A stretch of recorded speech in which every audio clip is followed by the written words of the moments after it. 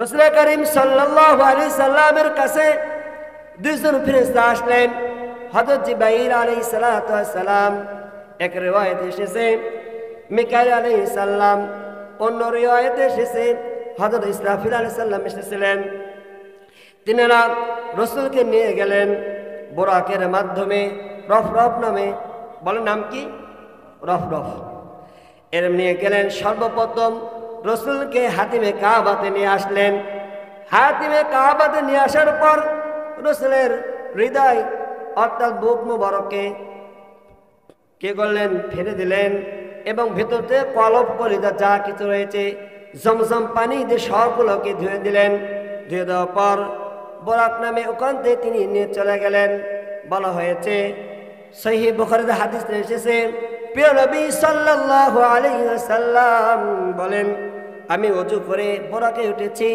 ওঠার পরে এত দ্রুত গতিতে বাহন আমাকে নিয়ে গিয়েছে যে চোখের পলকে আল্লাহ তাআলা বাইতুল্লাহ মসজিদুল হারাম থেকে নিয়ে ইলাল মসজিদুল আকসা অর্থাৎ ফিলিস্তিনের বাইতুল মুকাদ্দাসে নিয়ে চলে গেছেন। চিল্লা বলেন সুবহানাল্লাহ। বলেন তো ওই সময় তো রকেট ছিল? কথা বলেন, রকেট ছিল? বিমান, কোন গাড়ি, BMW কোনো কিছু ছিল না। এজন্য আল্লাহ পাক এই আয়াতের শুরুতে সুবহানাল্লাহ এর অর্থ কি? সুবহান শব্দ ওই সময় বলা হয় যখন কেউ আশ্চর্য জিনিস বর্ণনা করে। আল্লাহ পাক এই যে এক রাতের মধ্যে রাসূলকে বাইতুল্লাহ থেকে নিয়ে মসজিদুল আকসা, প্রথম আসমান, দ্বিতীয় আসমান, তৃতীয় আসমান, চতুর্থ আসমান, পঞ্চম, ষষ্ঠ, সপ্তম আসমান শেষ করে সিদরাতুল মুনতাহা, বলেন তো কি? বর্ডার, আসমান জমির মাঝখানে কি? সিদরাতুল মুনতাহাকে ভেদ করে আল্লাহ জান্নাত জাহান্নামকে সব কিছু দিদার দর্শন করিয়া আল্লাহ পাক তার নিজের কাছে নিয়ে আসলেন। চিল্লা বলেন সুবহানাল্লাহ। সম্মানিত হাজিরিন, সুতরাং আমি আপনাদের মেহমান, আপনারা আমাকে নিয়ে এসেছেন যেহেতু আজকের বিরাট তাফসিরুল কোরআন, তাফসিরে আলোচনাই করতে হবে, তাই আমি আপনাদের সামনে খিদমতে 15 নম্বর পারা নাম্বার কত ভাবছেন বলেন তো? আমার সঙ্গে একটু কথা বলতে হবে, তাহলে আমি একটু বুঝতে পারবো যে আমার কথা আপনারা বুঝতে পারছেন। আমি যা বলবো আপনার সঙ্গে সঙ্গে একটু কথা বলবেন, এটাই আদব।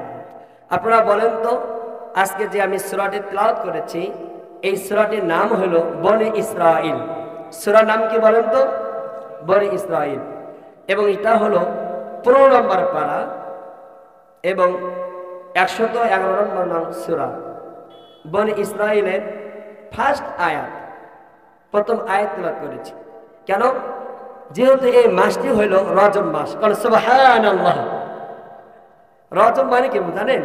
রজব মাস আসলে প্রত্যেকটা মুসলমান, প্রত্যেকটা ইমানদারদের মনের ভেতর এক ধরনের একটা আনন্দ উৎসব জোয়ার দিয়ে ওঠে যে রজব, শাবান, রমাদান। সুবহানাল্লাহ,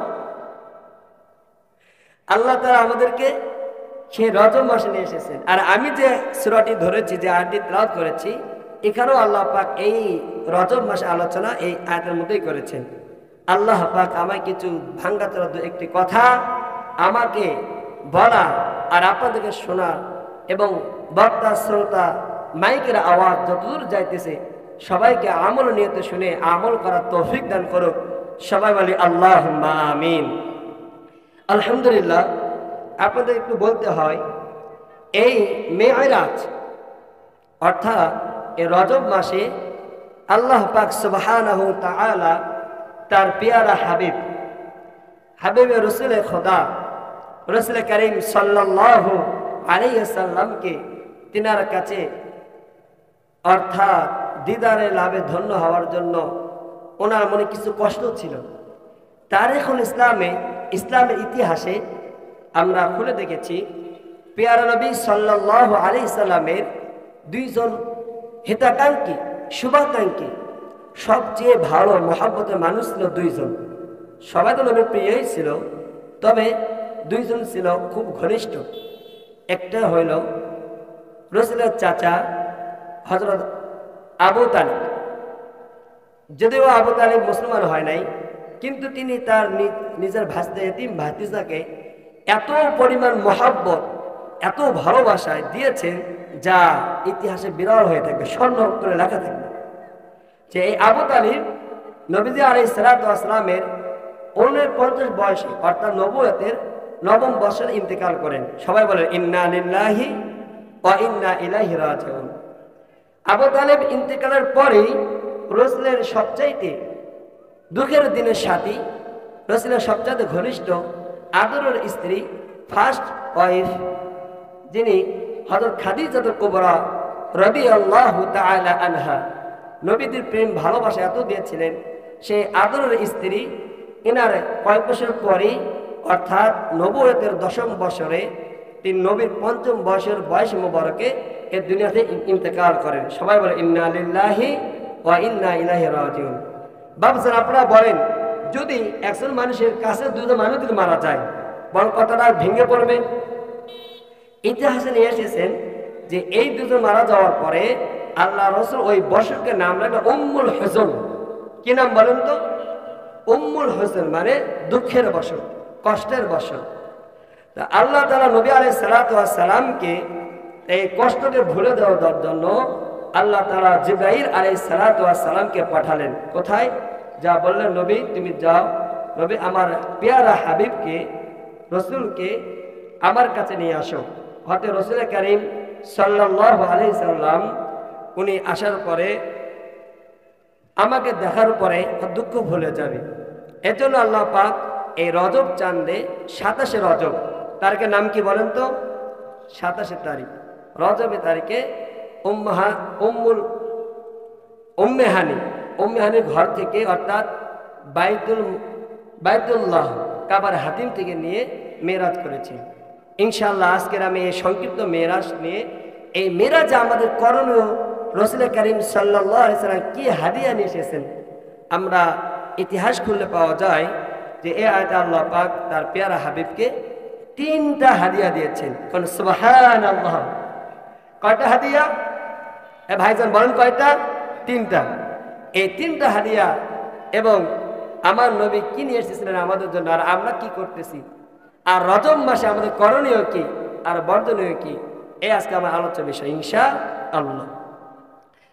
সম্মানিত হাজিরিন, আল্লাহ পাক সুবহানাহু তাআলা তার পবিত্র কোরআনের মধ্যে ইরশাদ করেন বিসমিল্লাহির রহমানির রহিম সুবহানাল্লাযী আসরা বিআবদিহি লাইলাম মিনাল মাসজিদিল হারাম আল্লাহু আকবার মিনাল মাসজিদিল হারাম ইলাল মাসজিদিল আকসা বারাকনা হাওলাহু লিনারিয়াহু মিন আয়াতিনা ইন্নাহু হুয়াস সামিউল বাসীর।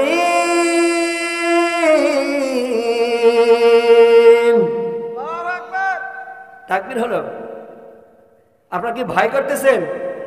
এক সময় এই বাংলাদেশে এই লিল্লাহে তাকবীর আল্লাহু আকবার বলার জন্য হাজারো আলেম ওলামাকে জালেম সরকাররা তারা আটক করে রেখেছে। এমনকি আমি যে মসজিদে খতিব করি, যে জুমার নামাজ পড়াই, আমাকেও কিছু কিছু ভাইরা আমাকে বলছে হুজুর এখানে তাকবীর জোরে দেওয়া যাবে না এবং কোনো কথা বলে কোনো রাজনীতি নিয়ে আলোচনা করা যাবে না, আমাকে বাধা দিয়েছে। এখন তো বলেন এখন তো দেশটা স্বাধীন হয়েছে, স্বাধীন হয় নাই, তার ভাই কিসের? আমি আগে বলতেছি তাফসীর করার মাহফিলে আমি কোনো রাজনীতি আলোচনা করব না, কিন্তু যদি কোনো কথায় কথায় যদি চলে আসে তাহলে আপনার কোনো ডন মাইন্ড, কেউ মন খারাপ করবেন না। কারণ আপনারা সবাই জানেন কোরআনে কারিমের মধ্যে আবু লাহাব, সূরাতুল লাহাবের মধ্যে আবু জাহল মুসলমান না হিন্দু? আবু লাহাব বলেন তো মুসলমান না কাফের? কাফের না? ফিরআউন মুমিন না মুশরিক? কথা বলেন, ফিরআউন মুমিন না মুশরিক?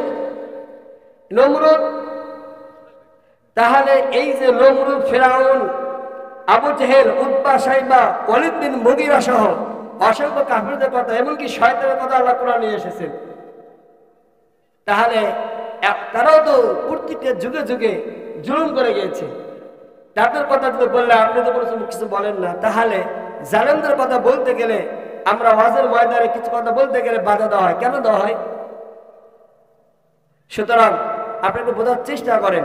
আমি কোনো আগে বলতেছি, কাউকে আমি কোনো কথা বলবো না, আমি তাফসীরই করব, কিন্তু কোনো সময় যদি চলে আসে কেউ মন খারাপ করবেন না।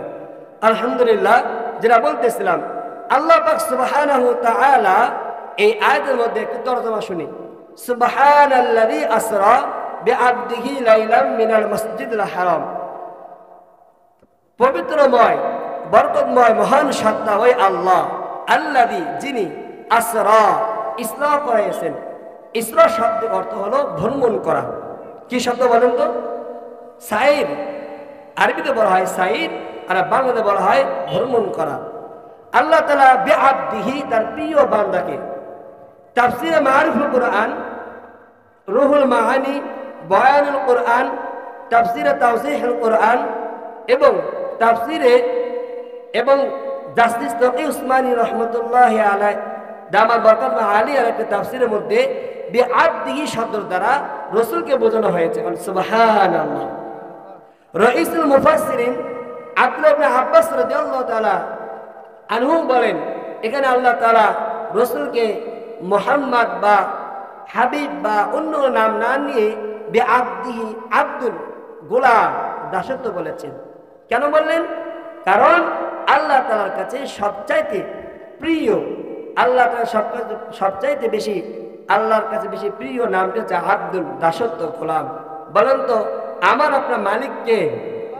সবাই বলে, আমার আপনার মালিক কে? আল্লাহ। আর রাসূল সহ আমরা যারা রয়েছি, আমরা সবাই আল্লাহ তাআলার গোলাম। এজন্য আল্লাহ তাআলা এখানে বলেছেন বিআবদিহি, সিও বান্দাকে সাইর করাইছেন। কোথা থেকে কোথায়? লাইলাম মিনাল মাসজিদিল হারাম, লাইলাম মিনাল মাসজিদিল হারাম ইলাল মাসজিদিল আকসা। মহান আল্লাহ তাআলা তার প্রিয় বান্দাকে লাইলান, রাত্রির বেলায়, তার মসজিদে বাইতুল্লাহ হারাম শরীফ থেকে নিয়ে বাইতুল মুকাদ্দিস ফিলিস্তিন পর্যন্ত রাত্রে বেলায় সাইর করাইছেন। এরপরে বিআবদিহি লাইলাম মিনাল মাসজিদিল হারাম ইলাল মাসজিদিল আকসা আল্লাযী বারাকনা হাওলাহু লিনুরিয়াহু মিন আয়াতিনা। আল্লাহ তাআলা এমন একটা মসজিদে তিনাকে সাইর করাইছেন যে মসজিদ আশেপাশে রয়েছে বরকতময় এবং মিন আয়াত, শব্দ নিদর্শন। আল্লাহ তাআলা এই মসজিদের আশেপাশে রয়েছে অনেক কিছু নিদর্শন রয়েছে। এবং তাফসীরের মধ্যে বলা হয়েছে এই বাইতুল মুকাদ্দিসের মধ্যে আশেপাশে আল্লাহ তাআলা এই ফিলিস্তিনে এত পরিমাণ যত প্রকারে পয়গম্বর রয়েছেন, কথায় বলা হয়েছে তাফসীরে জালালাইন শরীফের মধ্যে বলা হয়েছে 1,00,000 মতান্তরে 2,24,000 পয়গম্বর দুনিয়াতে এসেছেন। সমস্ত পয়গম্বর গুলোকে প্রিয় নবী সাল্লাল্লাহু আলাইহি সাল্লামের ইমামতিতে এই মিরাজ রাত্রে নবী আলাইহিস সালাতু ওয়াস সালাম ছিলেন ইমাম, আর সমস্ত পয়গম্বর রাসূলের পিছনে মুক্তাদি। সুবহানাল্লাহ। সম্মানিত হাজিরিন, আল্লাহ পাক সুবহানাহু ওয়া তাআলা এই রাতে মিরাজ করালেন। কি জন্য করালেন? আমি শুরুতে বলেছিলাম, রাসূলের ভাঙ্গা মনকে চাঙ্গা করার জন্য, রাসূলকে খুশি করার জন্য এবং রাসূলকে কিছু হাদিয়া দেওয়ার জন্য আল্লাহ তাআলা মিরাজের রাতে তার পেয়ারা হাবিবকে, রাসূলকে 3টা জিনিস হাদিয়া দিয়েছেন। বলে সুবহানাল্লাহ। কয়টা? 3টা। সম্মানিত হাজিরিন, এবার চলুন আমার নবী আলাইহিস সালাতু ওয়াস সালাম মিরাজ কিভাবে করলেন। সহিহ বুখারীতে জিলদে সানি 2 খণ্ডে প্রিয় নবী সাল্লাল্লাহু আলাইহি সাল্লামের মিরাজ ঘটনা দীর্ঘ হাদিস নিয়ে এসেছেন। আমার সময় তো অল্প, তাই ওই পুরো হাদিসকে আমি যাইতেছি না। শুধু এতটুকু বলতে চাই, এই মিরাজ রাত্রে রসুল আমাদের জন্য কি নিয়ে এলেন, আর আমরা তার প্রিয় উম্মত হয়ে তার রসুলের উম্মত হিসেবে দাবি করে আমি আপনি কতটুকু সে কথা পালন করতেছি, এটাই শুধু আপনাদেরকে বলতে চাই। রসুল করিম সাল্লাল্লাহু আলাইহি সাল্লামের কাছে দুইজন ফেরেশতা আসলেন। হযরত জিবরাইল আলাইহিস সালাতু ওয়াস সালাম, এক রিওয়ায়াতে এসেছে মিকাইল আলাইহিস সালাম, অন্য রিওয়ায়াতে এসেছে হযরত ইসরাফিল আলাইহিস সালাম এসেছিলেন। তিনারা রসুলকে নিয়ে গেলেন বোরাকের মাধ্যমে, রফরফ নামে, বলেন নাম কি? রফরফ।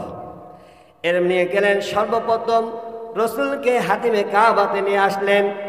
হাতিমে কাবাতে নিয়ে আসার পর রসুলের হৃদয় অর্থাৎ বুক মুবারকে কে করলেন? ফেলে দিলেন, এবং ভেতরতে কলব কলিজা যা কিছু রয়েছে জমজম পানি দিয়ে সবগুলোকে ধুয়ে দিলেন। ধুয়ে দেওয়ার পর বোরাক নামে ওখান থেকে তিনি নিয়ে চলে গেলেন। বলা হয়েছে সহিহ বুখারীতে হাদিস এসেছে, প্রিয় নবী সাল্লাল্লাহু আলাইহি ওয়াসাল্লাম বলেন, আমি ওযু করে বোরাকে উঠেছি। ওঠার পরে এত দ্রুত গতিতে বাহন আমাকে নিয়ে গিয়েছে যে চোখের পলকে আল্লাহ তাআলা বাইতুল্লাহ মসজিদুল হারাম থেকে নিয়ে ইলাল মসজিদুল আকসা অর্থাৎ ফিলিস্তিনের বাইতুল মুকাদ্দাসে নিয়ে চলে গেছেন। চিল্লা বলেন সুবহানাল্লাহ।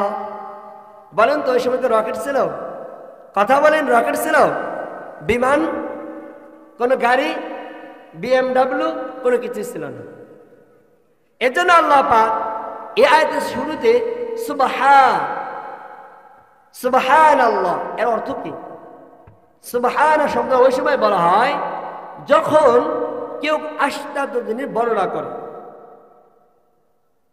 আল্লাহ পাক এই যে এক রাতের মধ্যে রসুলকে বাইতুল্লাহ থেকে নিয়ে মসজিদুল আকসা, প্রথম আসমান, দ্বিতীয় আসমান, তৃতীয় আসমান, চতুর্থ আসমান, পঞ্চম, ষষ্ঠ, সপ্তম আসমান শেষ করে সিদরাতুল মুনতাহা, বলেন তো কি? বর্ডার, আসমান জমিনের মাঝখানে কি?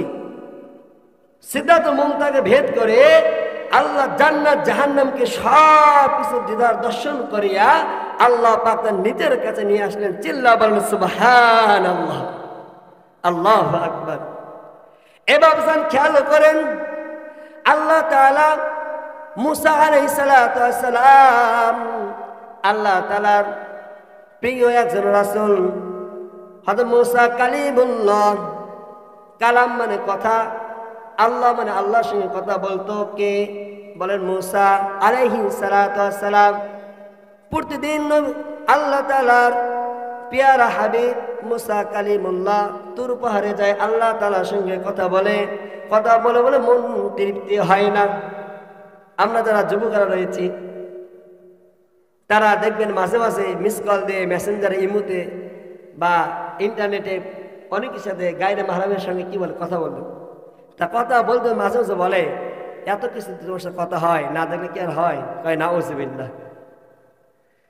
যুবক, আমি তোমাকে বলছি একটু খেয়াল করো, তুমি যে গায়রে মাহরাম বা বোন, আমি তোমাকে বলছি খেয়াল করো, পরপুরুষের সাথে যে এই যে দিন রাত চ্যাটিং করতেছো, ইমুতে কথা বলতেছো, হোয়াটসঅ্যাপসে কথা বলতেছো, এইভাবে তো চলতে থাকে। যতবার কথা বলবে, যতবার দেখবে, প্রত্যেকটা দেখা আর কথা বলা কবিরা গুনাহ। নাউযুবিল্লাহ। শাহ হাকিম আখতার সাহেব বলেছেন, কবিরা গুনাহ এমন একটা গুনাহ যে একটা জাহান্নাম নিয়ে যাওয়ার জন্য যথেষ্ট। নাউযুবিল্লাহ।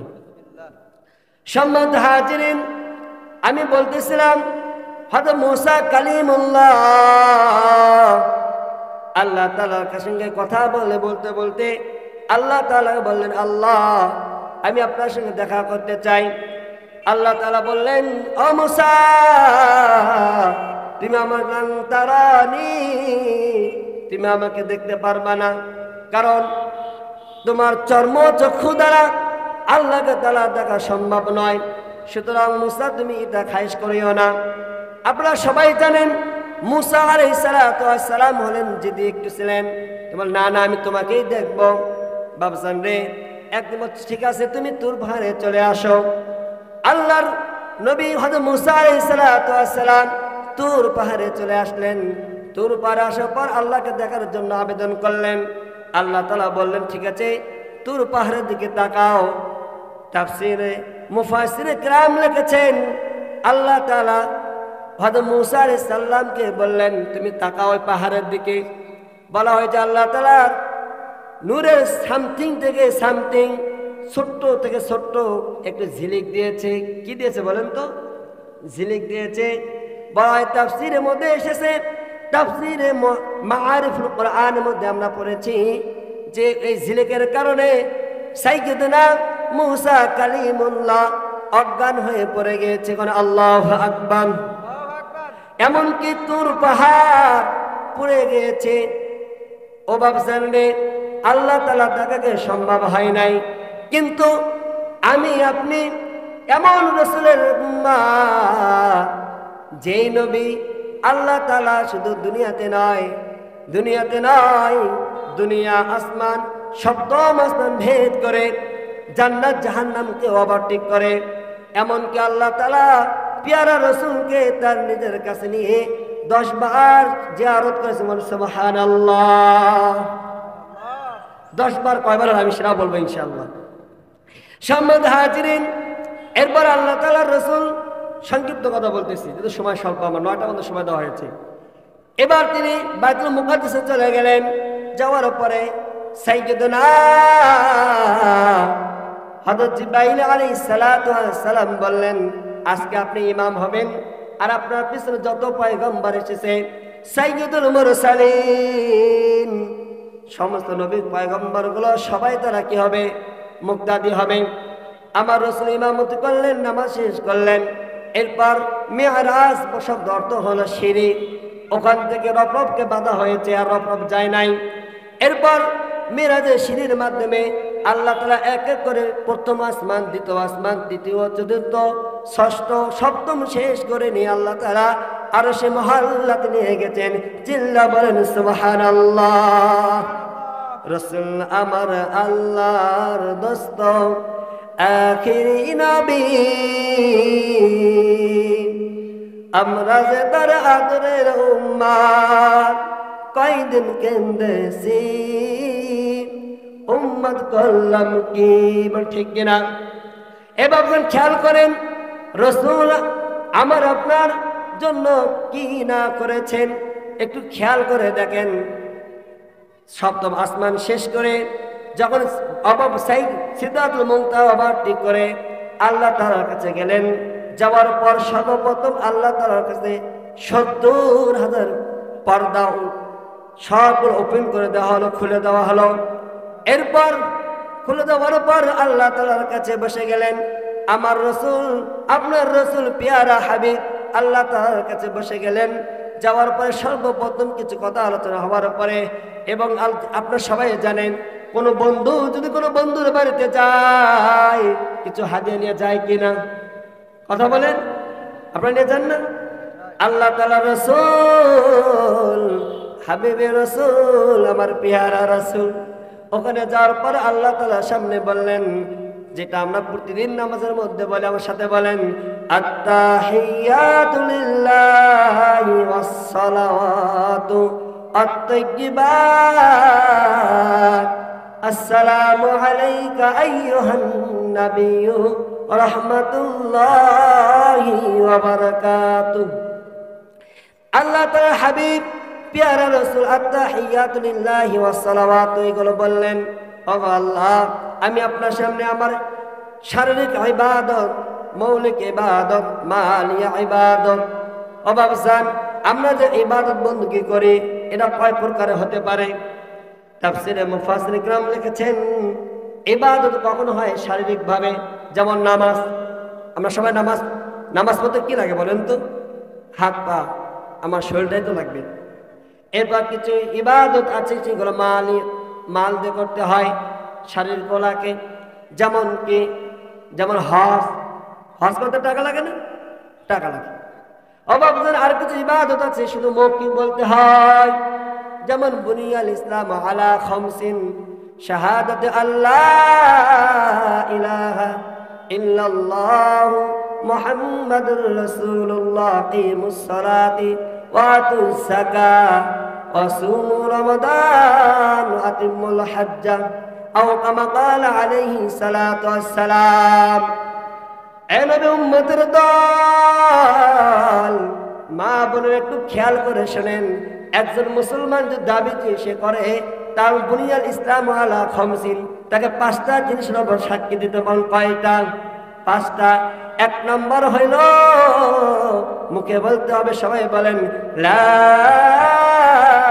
ইলাহা ইল্লাল্লাহ, আল্লাহ ছাড়া কোনো মাবুদ নাই, এবং হযরত মুহাম্মদ মুস্তাফা সাল্লাল্লাহু আলাইহি সাল্লাম আল্লাহ তাআলা কা বান্দা ও রাসূল।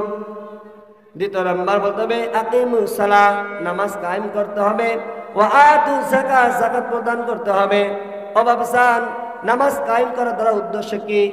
অর্থাৎ আপনাকে নামাজ নিচে পড়তে হবে, আপনার অধীনে যারা রয়েছে, আপনার স্ত্রী রয়েছে, আপনার মেয়ে রয়েছে, আপনার ছেলে রয়েছে, আপনার অধীনে যত অধীনস্থ রয়েছে সবাইকে 5 ওয়াক্ত নামাজ শুধু নিচে পড়লে হবে না, সবাইকে নিয়ে, সমাজকে নিয়ে, এমনকি গ্রামকে নিয়ে, পুরো দেশকে নিয়ে সবাইকে আল্লাহ তাআলার হুকুম আদায় করতে চিল্লা বলেন সুবহানাল্লাহ। সম্মানিত হাজিরিন, এই নামাজ কিভাবে আসলো? আমি চলতেছিলাম মেরাজে, আল্লাহ তাআলার সামনে আল্লাহ রাসূল বললেন আত্তাহিয়াতু আল্লাহ, আমার সব ইবাদত তোমার কাছে দিলাম। এবার আল্লাহ তাআলা দেখলেন আমার রাসূল তো আমাকে সব কিছু দিয়েছে, আল্লাহ তাআলা কি দিবেন? আল্লাহ তাআলা বললেন আসসালামু আলাইনা ওয়া আলা ইবাদিল্লাহিস সালিহিন।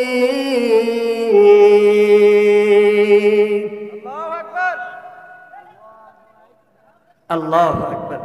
আপনার ঈমান তো দুর্বল কেন বাবা রে? হ্যাঁ, নাকি চাষি কয়া দিছে যে মাঠে তা কিছুই বলবা না, মুখটা বন্ধ করে রাখবা? এ বাবুজান, আল্লাহু আকবারের তাকবীর ধ্বনি দিলে আপনি দেন কি ফায়দা জানেন? মুসলিম শরীফে এসেছে কেউ যদি সুবহানাল্লাহ আলহামদুলিল্লাহ নিসবু তামুল মিজান বলা হয়েছে, সুবহানাল্লাহ আলহামদুলিল্লাহ বলার কারণে আপনার আমলে মিজানের দাঁড়িপাল্লা অর্ধেক পরিপূর্ণ হয়ে যায়। এখন সুবহানাল্লাহ এই লিল্লাহে তাকবীর দেওয়ার কারণে আপনারা সবাই জানেন হযরত ওমর যেদিন রাসূলের কল্লা কাটার জন্য নাঙ্গা তরবারি নিয়ে যাইতেছিলেন, উনি যাওয়ার পরে ইসলাম কবুল করে গেলেন। এরপর রাসূলকে বললেন ইয়া রাসূলুল্লাহ, আপনি কি সত্য নাকি আবু জাহল সত্য? রাসূল বললেন ইসলাম সত্য, আমি সত্য। আমি এইবার সঙ্গে সঙ্গে ওমর ফারুক রাদিয়াল্লাহু তাআলা আনহু তরবারি উঁচু করিয়া বললেন আমি সামনে আছি, আপনারা সবাই পিছে থাকেন।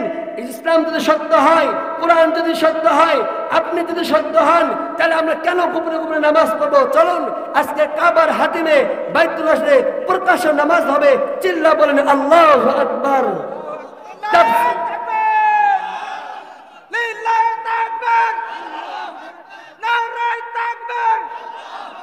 ইসলামের শত্রুরা হুঁশিয়ার সাবধান, লিল্লাহ তাকবীর। আলহামদুলিল্লাহ, এই তাকবীর দেওয়ার কারণে আশেপাশে যে শয়তান আছে বুঝতে পারেন সব ভাগে চলে গেল। সুবহানাল্লাহ। সম্মানিত হাজিরিন, তারা এই তাকবীর মুসলিমদের আসলে আমাদের ঈমান দিন দিন দুর্বল হয়ে যাচ্ছে। এজন্য কবি বলেন মুসলিম মোরা ঘুমিয়ে পড়েছি, মুসলিম মোরা ঘুমিয়ে পড়েছি, বিবেকে ঝুলছে তালা, রক্ত মোদের শীতল হয়েছে পাপে অন্তর কালা। ঠিক কিনা? এ ভাবছেন গুনাহ করতে করতে, সুদ খাইতে খাইতে, ঘুষ খাইতে খাইতে, কান দিয়ে গান বাজনা শুনতে শুনতে, চোখ দিয়ে বেগানা নারীর দিকে দেখতে দেখতে কলব এত পরিমাণ আমরা নাপাক করে ফেলেছি। আজ কোরআন ভালো লাগে না, আজ হাদিস ভালো লাগে না, মুয়াজ্জিন যখন হাইয়া আলাস সালাহ হাইয়া আলাল ফালাহ বলে ডাকে, তার ভালো লাগে না। এই যে কয়দিন আগে বগুড়াতে সরকারি আজিজুল হক কলেজে কনসার্ট হয়েছে, বলে হয়েছে কিনা? ওখানে মাত্র সন্ধ্যা থেকে এত পরিমাণ মুসলমান সন্তানগুলো ভিড় জমাইছে। আমি ইন্টারনেটে দেখলাম ওখানে এত পরিমাণ মুসলমানগুলো উপস্থিত হয়েছিল। ভিড়ের কারণে একে অপরের সংঘর্ষের কারণে একবার পেটের মধ্যে চাকু চলে দিয়া পেট থেকে নারী ভুড়ি পার হয়ে গেছে। নাউজুবিল্লাহ। এভাবে এর জন্য বলতেছিলাম, আমি আপনি আজকে আমাদের তাফসীর ভালো লাগে না, কোরআন ভালো লাগে না, নামাজ ভালো লাগে না। কারণটা কি? কারণ আমার আপনার বাম পাশে কলব নামে একটা গোস্তের টুকরা আছে। বলো তো নাম কি? অলব, ওহিয়াল কলব। এই কলবটা এত পরিমাণ আমরা নাপাক করে ফেলেছি। হাদিসে এসেছে, যখন কোনো বান্দা বান্দি যখন গুনাহ করে, কোনো বান্দা বান্দি যখন একটা গুনাহ করে, গুনাহ করে কালো দাগ করে যায়। একটা গীবত যখন করে, তখন গীবতের কারণে কালো দাগ করে যায়। এরপর যখন সুদ খায়, ঘুষ খায়, অন্যায়ভাবে অন্যের থেকে আত্মসাৎ করে টাকা পয়সা, ভাইয়ের জমি ভাই মেরে খায়, করে কিনা? ভাইয়ের জমি, অন্যের জমি আল কেটে কেটে নিজের জমি বাড়ায়। এই বাড়ার কারণে দেখা যায় তার কলবটা নাপাক হয়ে যায়। কলব যখন নাপাক হয়ে যায়, এই কলব অপবিত্র হওয়ার কারণে আজকে তারা তাকবীর আর সুবহানাল্লাহ আলহামদুলিল্লাহ বলার মুখ থেকে বলা বের হয় না। ঠিক কিনা? আল্লাহ পাক কোরআনের মধ্যে বলেন, আল ইয়াউমা নাখতিমু আলা আফওয়াহিহিম ওয়া তুকাল্লিমুনা আইদিহিম। এভাবে আপনি জবান দিয়ে যত গুনাহ করেছেন, জবান দিয়ে যত মিথ্যা কথা বলেছেন, যত গীবত শিকায়ত করেছেন, এই গীবত করা এটাও কবিরা গুনাহ।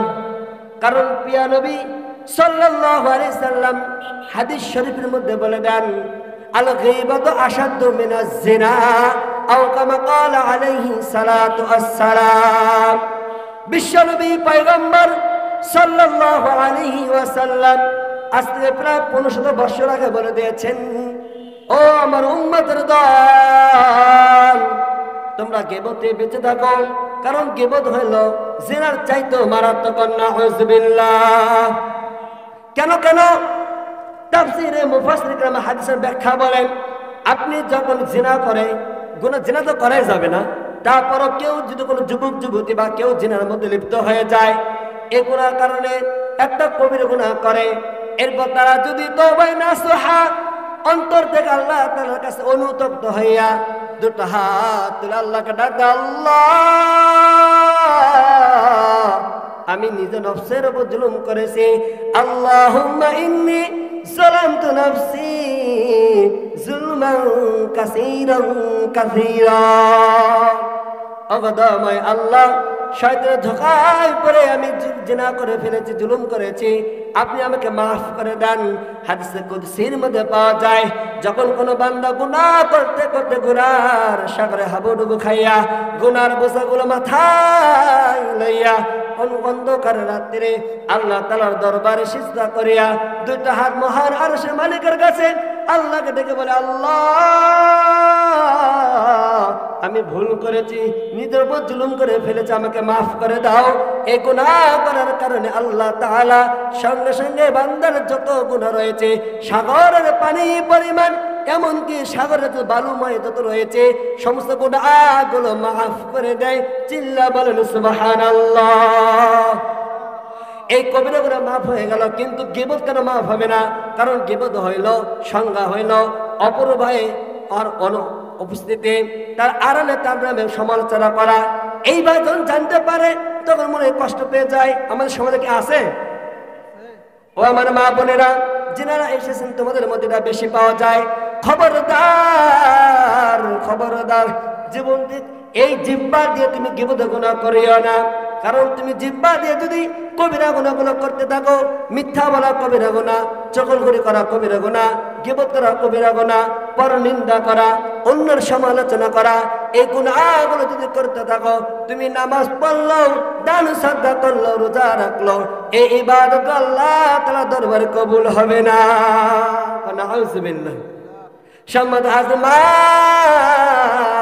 আমার মা বোনেরা যারা এসেছেন, আমি সবাইকে পায়ে হাত ধরে বলবো, আপনারা কখনোই গুনাহগুলো করবেন না। ও বাবুসান, আমি বলতেছিলাম মিরাজে যাওয়ার পর আল্লাহ তাআলা রাসূলের কাছে সামনে নিয়ে যাওয়া হলো। আল্লাহ তাআলা আমার রাসূলকে 5 ওয়াক্ত নামাজ দিলেন। 5 মিনিট ফিনিশিং দিচ্ছি। সম্মানিত হাজিরিন, আমি বলতেছিলাম আল্লাহ তাআলা রাসূলকে তো 3টা হাদিয়া দিয়েছে, বলেন কয়টা? আমি 3টা বলবো, আমি ওয়াদা করেছি ইনশাআল্লাহ বলে নামবো। আল্লাহ তাআলা এই 3টা হাদিয়ার মধ্যে ফার্স্ট নাম্বার হাদিয়া, প্রথম পুরস্কার হইল আল্লাহ তাআলা হাবিবকে এই উম্মতের উপহার স্বরূপ 50 ওয়াক্ত নামাজ ফরজ করে দিয়েছে, বলে সুবহানাল্লাহ। সংক্ষিপ্ত হাদিস বলতেছিলাম, 50 ওয়াক্ত নামাজ নিয়ে আল্লাহ রাসূল আসতেছিলেন। মুসা কালিমুল্লাহ বললেন, ওগো পয়গম্বর, আমি বলতেছি আমি বনি ইসরায়েলের নবী ছিলাম, 2 ওয়াক্ত নামাজ ফরজ তাই আদায় করতে পারে নাই, আপনার উম্মতেরা পারবে না, আপনি যান। দেখা গেছে আল্লাহ তাআলার রাসূল 10 বার বলে, 2 বার যাওয়া, 9 বার 5 লাখ 45, 9 বার যাওয়ার কারণে আল্লাহ তাআলার রাসূলকে 5 বার 5 নামাজ কমে দিয়েছে। চিল্লা করে সুবহানাল্লাহ।